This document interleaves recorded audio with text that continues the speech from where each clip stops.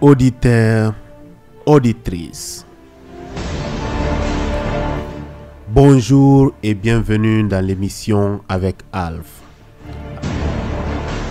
Avec Alf, une émission éducative pour parler du développement personnel, de l'entrepreneuriat, du leadership, de la communication, de la citoyenneté active et bien d'autres sujets. Avec Alf, une émission de 30 minutes, de 8h à 8h30 tous les lundis, mercredis et vendredis sur la radio Émergence 91.5 à Bamako et environ.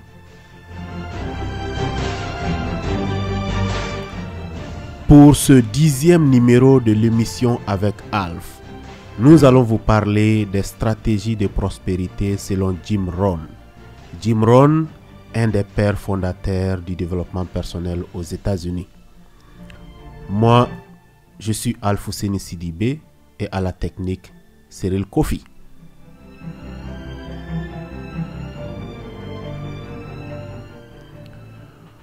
Auditeurs, auditrices, lorsque je préparais cette émission, j'ai fait un tour sur Internet. Et à travers mes recherches, nous allons aujourd'hui partager avec vous un certain nombre d'informations de notre célèbre conférencier, le regretté Jim Rohn, qui fut l'un des pères fondateurs du développement personnel aux États-Unis. Auditeurs, auditrices, qui est Jim Rohn? Avant de vous parler de ses stratégies de prospérité, cherchons d'abord à connaître l'homme Jim Rohn, car son histoire est si inspirante qu'elle ne pourra vous laisser indifférente. Jim Rohn est un entrepreneur américain né en 1930 et décédé en 2009. Fils de fermier de Idaho aux États-Unis, l'auteur est sorti de l'université un an après y entrer en pensant qu'il en savait suffisamment. Il avait hâte de travailler. Plus tard, il reconnaît que ce fut une de ses grosses erreurs de jeunesse. À 25 ans, Jim Rohn était sans ressources. Sa vie était semblable à la majorité. Il travaillait déjà depuis 6 ans et a décidé de faire un bilan. Il avait des dettes. Il était marié. Son salaire n'était que $57, environ 30 000 francs CFA par semaine, et n'augmentait pas. Les promesses qu'il avait faites à sa femme n'étaient qu'un souvenir. Il était ambitieux. Il travaillait fort. Il a cru que cela assurait le succès. Ce fut sa deuxième grosse erreur. Il songeait à se lancer en affaires, mais ne passait pas à l'action, car il n'avait pas de capital. C'est là qu'il fit une rencontre qui changera le cours de sa vie. Monsieur Earl Schoff. Monsieur Schoff lui a enseigné toutes ses stratégies de réussir dans la vie et il les a mises en application. Il est devenu un conférencier émérite connu dans le monde. Il élargit alors son discours et explique comment ces principes peuvent être appliqués à la vie personnelle, à la réussite au sens large, au développement de soi. Dans son livre Stratégie de prospérité, il nous enseigne donc les 7 stratégies qui lui ont permis de réussir. Auditeurs, auditrices, je rappelle que Jim fut le mentor de Tony Robbins. Certains aussi l'appellent Anthony Robbins, dont on connaît aujourd'hui le succès, et il fut l'inspirateur de nombreux autres auteurs. On trouve souvent des citations de Jim en exergue dans de nombreux livres de développement personnel. À travers ces vidéos, j'ai été inspiré personnellement.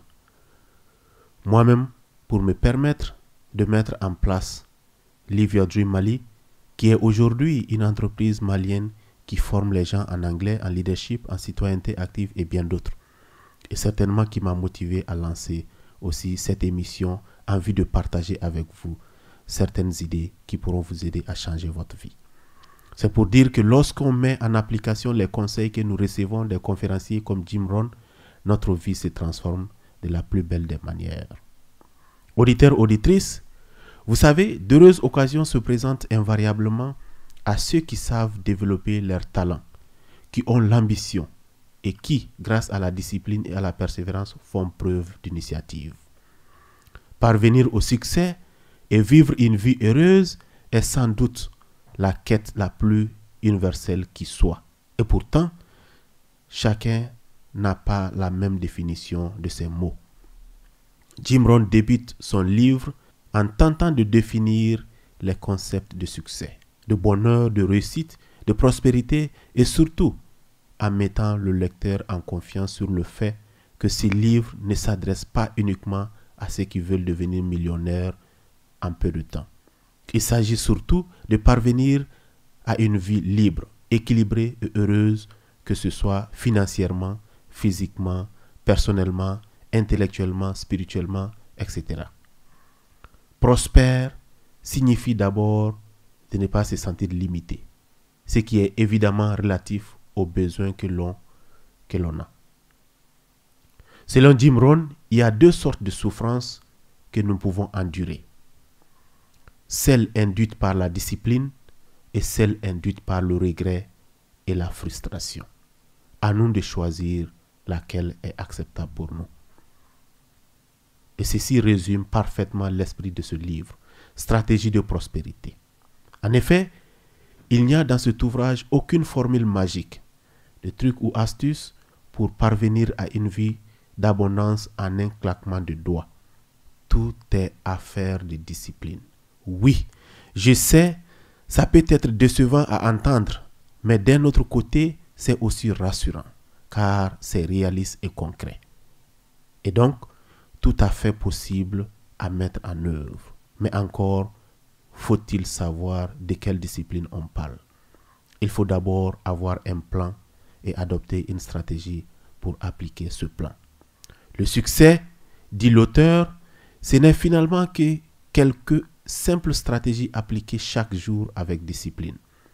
Parvenir au sommet, remplir ses objectifs, ne s'accomplit pas à coup de baguette magique, mais à force de persévérance.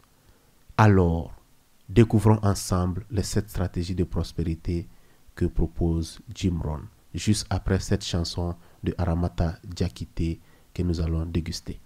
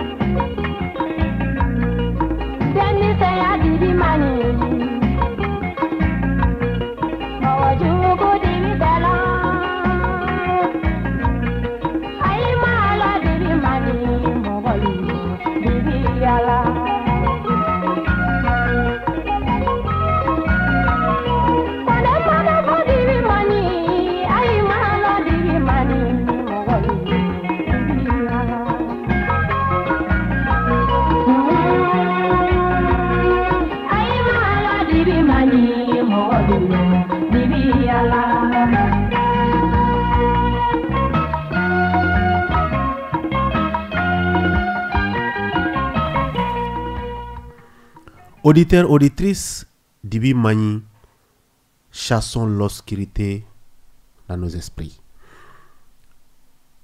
Alors, quelles sont les 7 stratégies que Jim Rohn nous propose?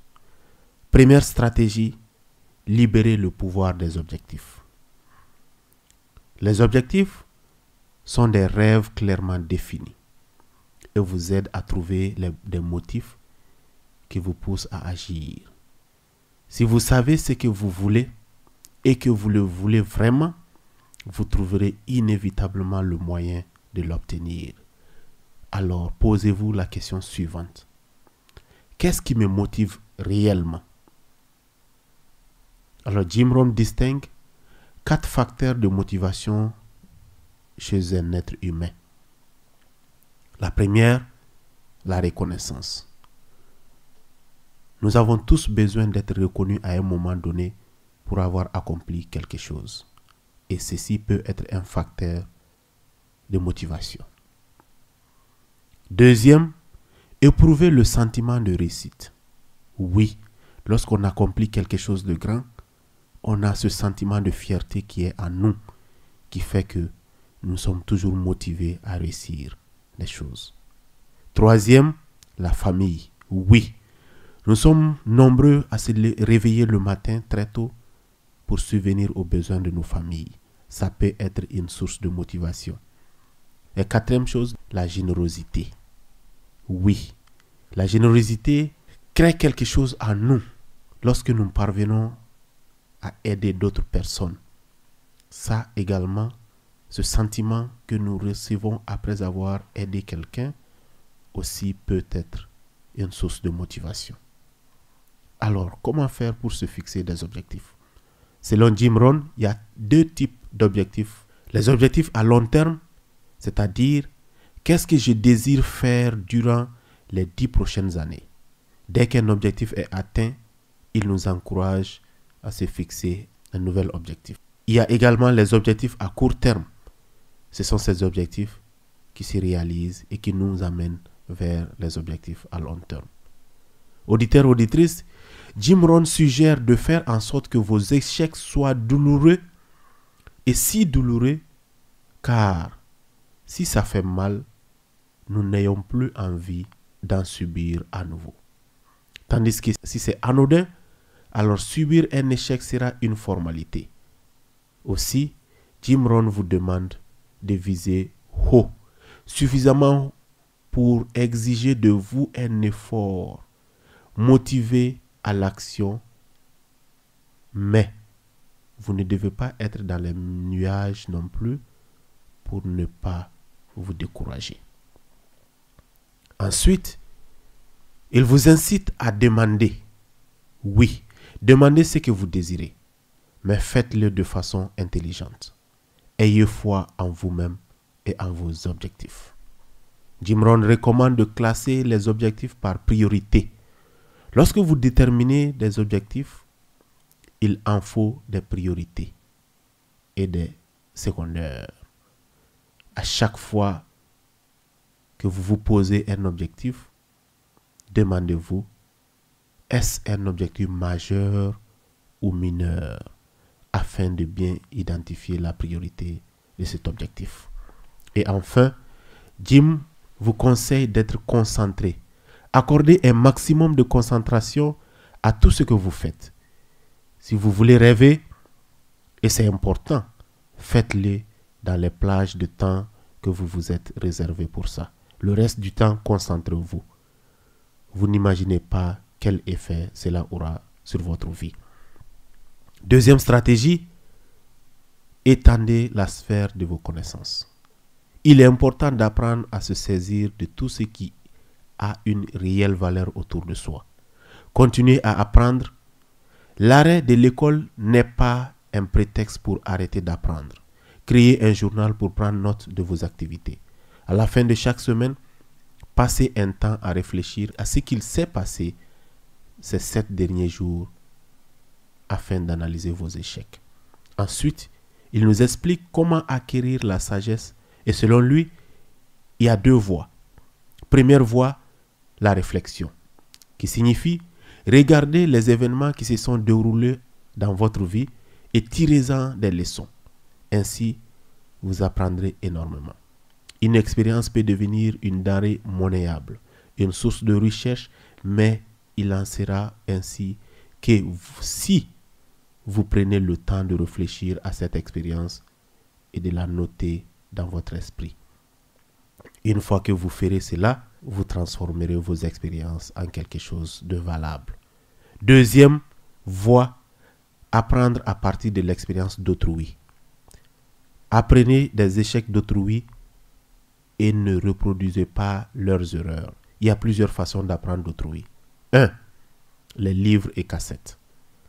Toutes les personnes qui réussissent lisent et relisent. C'est leur curiosité qui les pousse à lire. Elles veulent savoir et sont constamment en quête de nouvelles façons de s'épanouir. Les leaders sont des lecteurs. 2. Écoutez les sagesses des uns et les folies des autres. Choisissez une personne couronnée de succès et invitez-la autour d'un plat. Posez-lui des questions et écoutez. 3. Observez les gagnants et les perdants. Vous désirez obtenir une promotion? Observez vos supérieurs. Observez la manière de se comporter des gens qui ont réussi. Si vous n'avez pas beaucoup de temps, essayez de consacrer 30 minutes par jour à apprendre. La répétition est mère de l'habileté. Chaque mois, mettez de côté une partie de votre revenu pour investir dans votre recherche de connaissances. Utilisez cet argent dans le but de cultiver les géants qui dorment en vous. Troisième stratégie, apprendre à changer. Si quelqu'un vous donne 1 million de francs CFA, alors vous feriez bien de vous efforcer à devenir millionnaire. Un homme très prospère disait, si vous preniez tout l'argent qu'il y a dans le monde pour le diviser en parts égales et redistribuer à chacun, ce même argent retournerait dans les poches de ceux qui le possédaient auparavant. Surpassez-vous pour obtenir plus que vous n'ayez déjà. Pour gagner plus, il faut montrer sa valeur et en acquérir. Vous désirez être supérieur à la moyenne, alors affichez un sourire supérieur à la moyenne. Souciez-vous de votre prochain et développez un désir intense de gagner. Nous ne devenons pas meilleurs par un simple souhait ou désir. Nous devenons meilleurs par l'action. Sachons que le problème est en nous, alors arrêtons de blâmer les autres. Selon Jim Rohn, voici 3 restrictions que l'on s'impose à soi-même. 1. La procrastination. Elle est dangereuse. Elle entraîne la stagnation. Tout remettre au lendemain est dangereux car, au bout du compte, les journées s'accumulent et le résultat est catastrophique à la fin de l'année. Le blâme. Nous pointons du doigt alors que le problème est en nous-mêmes. Tout cela pour défendre notre ego. Nous n'arrivons pas à faire face à nos faiblesses ni à nos défaites. L'excuse. Oui, les gens font l'incroyable détour pour ne pas faire face à la réalité. Il faut se poser une question. Qu'allez-vous faire à partir d'aujourd'hui pour vous améliorer et améliorer votre vie? Si vous ne vous débarrassez pas de certaines restrictions que vous vous êtes imposées, les 5 prochaines années seront semblables aux 5 dernières. Pour progresser, il faut être discipliné. Nous ne pouvons pas changer quelqu'un, c'est lui qui décide de changer. Comment changer? Nous ne pouvons pas changer du jour au lendemain, mais c'est un processus évolutionnaire composé de petits changements quasiment imperceptibles. Apprenez à vous discipliner. Seule la discipline vous permettra de faire des efforts constants pouvant former des habitudes qui vous mèneront à la réussite. Commencez par relever les petits défis et enchaînez-les, puis augmentez petit à petit la difficulté. Sachez que petit à petit, l'oiseau fait son nid. Nous allons souffler à musique en compagnie de Oumar Koité. Merci Cyril pour cette chanson.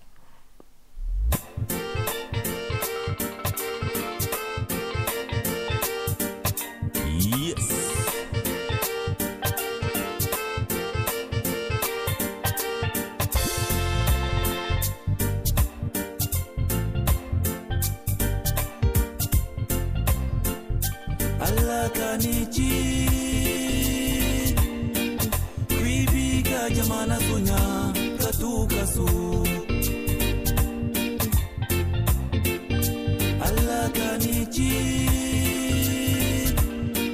kuibika jamana sonya katuka so Allah kanichi kuibika jamana sonya katuka so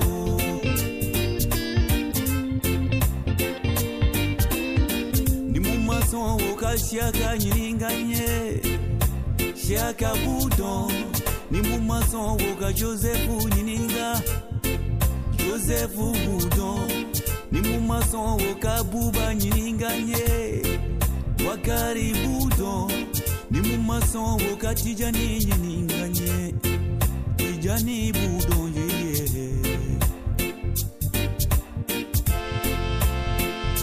Allah kanichi kuibika jamana sonya katuka so Allah kanichi kuibika jamana sonya katuka so.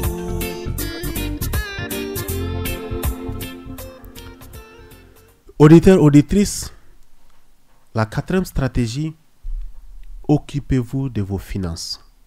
Si l'argent devient l'objet de votre amour et que vous poursuivez la recherche de la fortune aux dépens d'autres valeurs, vous aurez perdu et non gagné. Nos actes en disent long sur nous-mêmes. Jim Rohn dit qu'il faut être heureux de payer ses taxes. Sans elles, le gouvernement n'aurait aucun équilibre. En revanche, il précise qu'il ne faut pas en payer de trop. Alors, il développe la règle de 70-30. Dépensez en taxes et autres dépenses de vos revenus 70%. Il parle en fait de tout ce qui est nécessaire pour vivre, comme son loyer, la nourriture et aussi des taxes de l'État. Pour les 30% restants, faire comme suit. 10% en charité, 10% en investissement de capital, se lancer en affaires et même si c'est à temps partiel. Et le reste des 10% en épargne. Cela vous permet d'affronter les moments difficiles de la vie, comme lui-même appelle les hivers de la vie. Sachez réajuster votre tir. Il se peut que l'on dévie de notre chemin comme une fusée que l'on envoie sur la lune. Et dans ce cas, il faut réajuster son tir, se remettre dans le bon chemin. C'est humain de dévier, il faut savoir se remettre sur les rails. Faites un décompte, faites un état financier. Inscrivez la liste de vos biens sur la moitié d'une feuille et de vos obligations sur l'autre moitié. Et soustrayez le montant de vos obligations à celui de vos biens. Il faut avoir une certaine attitude, celle de la prospérité et du bonheur. Pour ça, il faut apprendre à aimer plutôt qu'à détester, même s'il s'agit de donner de l'argent. Cinquième stratégie et la dernière du jour, nous allons continuer la prochaine émission. Il s'agit de la maîtrise du temps. Il faut que vous gérez intelligemment votre emploi du temps. Votre temps est la plus précieuse de vos possessions. Elle est limitée et il est impossible d'en acquérir plus. La maîtrise de votre temps, il faut apprendre à dire non. Il est important de bien scinder le travail et l'amusement et il faut bosser quand nous sommes au travail, mais ne plus y penser lors de nos repos. Apprenez à vous connaître. Il faut savoir l'heure à laquelle nous sommes plus productifs. Jim Rohn conseille d'écrire ses idées noires sur blanc. Il faut tout coucher sur un papier et planifier ses journées. Il préconise 4 outils importants. Un journal, c'est-à-dire noter les informations utiles, les bonnes idées et bons conseils. J'ai un ami, à chaque fois qu'il va au grain, il s'assoit à côté des amis, il écoute et il prend note des idées qu'il essaye de mettre après en pratique. Un classe projet, c'est-à-dire allouer une section à chaque projet. Un calendrier, c'est-à-dire un registre, notez vos frais, le contenu des rencontres et les choses à faire. Un plan d'attaque, ne commencez pas une journée sans l'avoir planifié. Puis une semaine, qu'est-ce que je veux accomplir cette semaine? Et enfin, un mois. Auditeurs, auditrices, c'était là les 5 stratégies que nous avions planifiées pour partager avec vous aujourd'hui dans l'émission avec Alf. Nous sommes heureux tout le temps de venir partager avec vous des stratégies, des idées, des comportements qui pourront certainement nous aider à nous améliorer et à apporter un changement positif dans notre vie. Auditeurs et auditrices, nous allons planifier les 2 autres stratégies restantes de Jim Rohn pour la semaine prochaine. Quant à moi, je suis Alfousseni Sidibé et la technique était assurée par Cyril Kofi. Nous vous donnons rendez-vous pour le prochain numéro de l'émission avec Alf. À bientôt. Bye bye.